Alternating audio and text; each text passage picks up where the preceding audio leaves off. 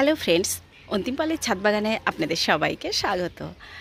আর এই দেখুন আজকে যা সুন্দর করে ফুটেছে এই যে আমার শাপলাটা। কালকে তো ভেবেছিলাম ফোটা বন্ধ হয়ে গেছে, আসলে ওয়েদারের কারণে দু একদিন ফুটতে পারে না। আজকে আবার দেখুন ফুটেছে, কি দারুণ করে, একদম সত্যি সত্যি অপূর্ব লাগছে দেখতে। শেপটাই এত সুন্দর হয়েছে, মনে হচ্ছে আজকে এখানেই শুধু দাঁড়িয়ে থাকি। কি অপূর্ব হয়েছে, কালারটা ভীষণই সুন্দর। আর একটা সাদা আমি কিছুতেই জোগাড় করতে পারছি না। আর এখানে কি আছে? হ্যাঁ, আরও একটা কুড়ি কিন্তু গোড়াতে উঠছে। এটা অনেক দিনই এখন মনে হচ্ছে আরও ফুল দেবে। আর পুরনো যে আমার সবথেকে বড় গাছটা ছিল এখানে, সেটা আর এবারে দিতে পারলো না, কারণ এই যে প্রচুর ছোট ছোট গাছ হয়ে গেছে, এই কারণেই মনে হয় ফুলটা পেলাম না। আর এদিকে ঝিঙের গাছ বসিয়েছিলাম, দেখছি দুটো ঝিঙের গাছ উঠেছে। এই যে এখন বৃষ্টি হচ্ছে কয়েকদিন, কিন্তু প্রত্যেক দিনই একটু সকালের দিকটা রোদও হচ্ছে, তো তার জন্য দেখছি এই গাছগুলো একটু ভালোই আছে। আগের বারেও যখন ঝিঙে বসিয়েছিলাম তখন কিন্তু উঠেছিল, তো এত বৃষ্টিতে সেই ঝিঙেগুলো নষ্ট হয়ে গেছে। এই যে একটু করে রোদ হচ্ছে বলে দেখুন এই মাটিটাও কিন্তু একদম শুকিয়ে গেছে, এই যে শক্ত হয়ে গেছে মাটিটা। আজকে এখানে একটু জল দিতে হবে। মানে এটা যে কতদিন দেখতে পাইনি যে মাটি শুকিয়ে শক্ত হয়ে গেছে সে তো মনেই নেই। তার মানে এবারে আশা করছি আমরা আস্তে আস্তে বৃষ্টিটা যাবে।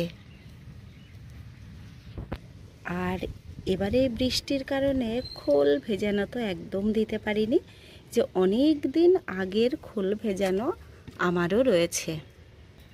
আমার এক বন্ধুই যে জিজ্ঞাসা করছিল একদিন যে অনেক দিনের খোল ভেজানো কি করবে, তো আমিও একটুখানি বরং দিয়ে দেখি।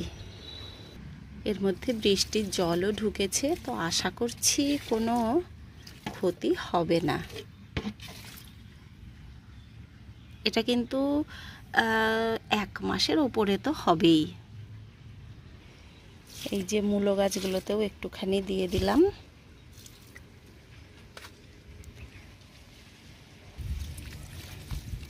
আর আজকে ছাদে এত সুন্দর হাওয়া দিচ্ছে, খুব সুন্দর ওয়েদার, কিন্তু একটু রোদও আবার উঠেছে। এই যা, আমার এত সুন্দর লাউ গাছটা এইরকম কেন হয়ে গেল? কালকেই যে রোদ হয়েছিল তাতেই দেখুন আসলে এত কচি কচি পাতাগুলো, ওরা তো রোদ পায়নি জন্ম থেকে, তো একটু যেই রোদ পেয়েছে কীরকম হয়ে গেছে গাছটা। এটা কি হয়েছে, গোড়াতে কি পচে গেছে না কি হয়েছে?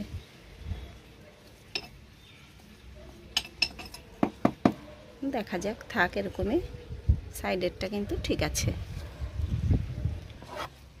তো আপনারা আজকে যেটা থাম্বনেলে দেখেছেন, এই যে মাটি নরম রাখবেন কি করে, ঝুরঝুরে রাখবেন কি করে, তো মাটি ঝুরঝুরে রাখার কিন্তু অনেকগুলো পদ্ধতি আছে। সহজেই আপনারা মাটি এই যে এরকম ঝুরঝুরে রাখতে পারেন। আর যদি মাটি একবার বসে যায় তাহলে কিন্তু সত্যি সত্যি খুব প্রবলেম। শক্ত চিটচিটে মাটিতেই যে বাড়েও না, গাছ ভালো করে বাড়তে চায় না, রুটটা আসলে ভালো করে ছড়াতে পারে না। আর এই যে মাটিটা দেখছেন, এই মাটিটা তো তৈরি করা, এরকম ঝুরঝুরে মাটি আপনাকে কিন্তু তৈরি করে নিতে হবে, কারণ বাইরে তো আর এরকম ঝুরঝুরে তৈরি করা মাটি পাওয়া যায় না। বাগানে এই যে গার্ডেন ওয়েস্ট, কিচেন ওয়েস্ট, এই সব দিয়ে যে মাটি আমরা তৈরি করি পাতা পচা, সেটা কিন্তু বিভিন্ন রকমভাবে করা যেতে পারে।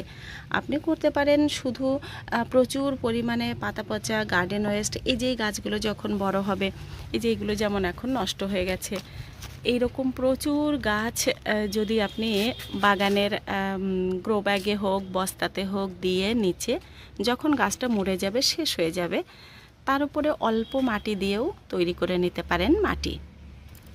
আর এরকম গাছ দিয়ে এই যে বেড বানালে 3-4 মাসের মধ্যেই কিন্তু সেটা মাটি রেডি হয়ে যায়। এই দেখুন, এটা যেমন আমার গার্ডেন ওয়েস্ট থেকে মাটি তৈরি হয়েছে। এখানে আমি গোবর সার, কোকোপিট যেমনভাবে আমি যেটা বানাই সেগুলো কিন্তু কিছুই দিইনি। এই মাটিটা শুধুমাত্র কিচেন ওয়েস্ট খানিকটা দেওয়া আছে।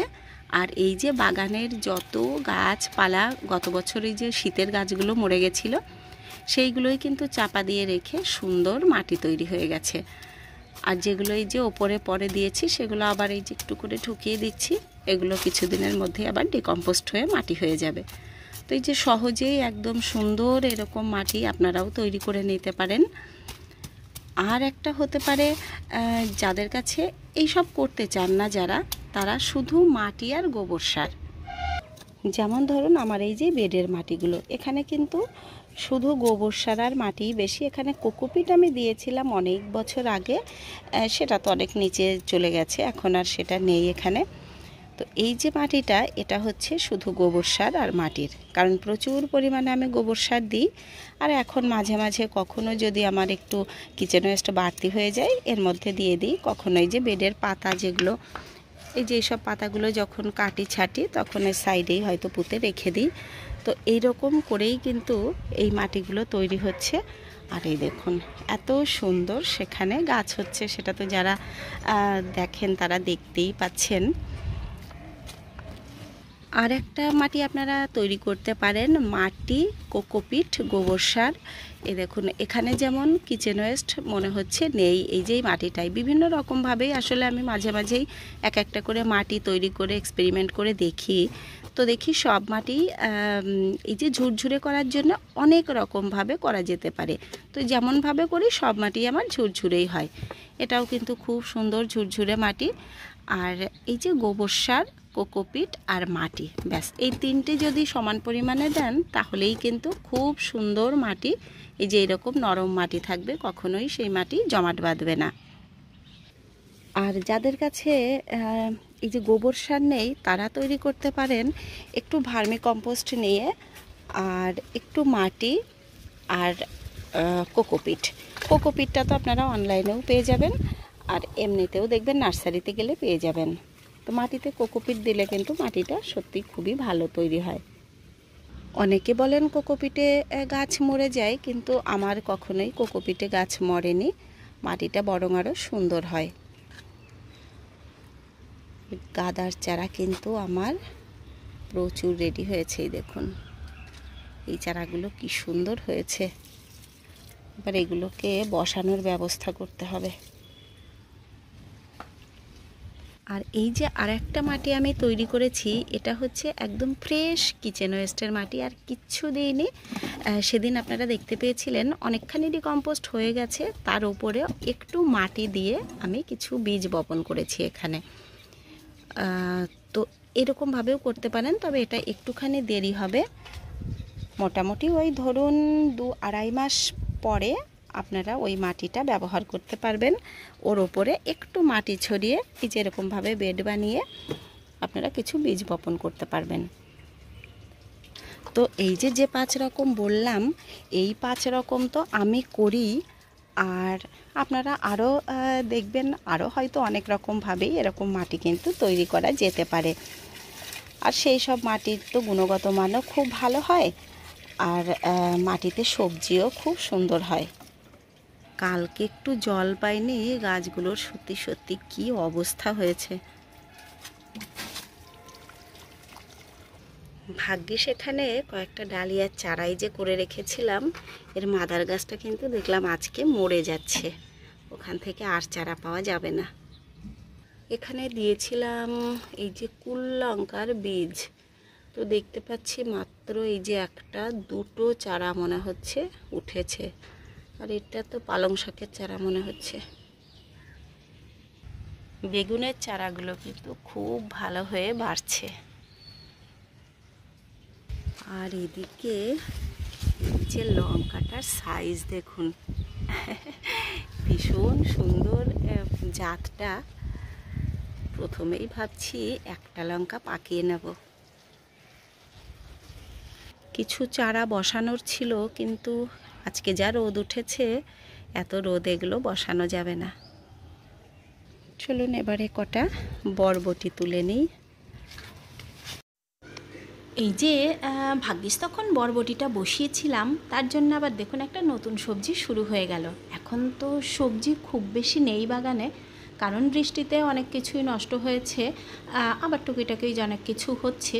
তো নতুন গাছ যেগুলো হয় তৈরি, সেগুলোতে কিন্তু সবজিটা প্রচুর পরিমাণে পাওয়া যায়। কিন্তু এই গাছগুলোই যখন দেখবেন পুরনো হয়, তখন আর অতটা পাওয়া যায় না। তো নতুন গাছ তো কিছু কিছু বসাতে থাকতেই হবে। কি দারুণ কালারটা গোলাপের। ছাদে যে গাছগুলো রয়েছে, গাছগুলো দেখছি একটু বেশি ভালো রয়েছে নিচের গাছের তুলনায়। এদিকে বরবটি গাছটাও দেখছি একদম শুকিয়ে গেছে। তার মানে এই যে এই গাছগুলো ড্রেনেজ খুবই ভালো আছে। একদিন এই যে বৃষ্টি না হলেই কিন্তু গাছ শুকিয়ে যাচ্ছে। আর এই যে 12 মাসি বরবটিটা বেশ ভালোই বাড়ছে গ্রো ব্যাগে।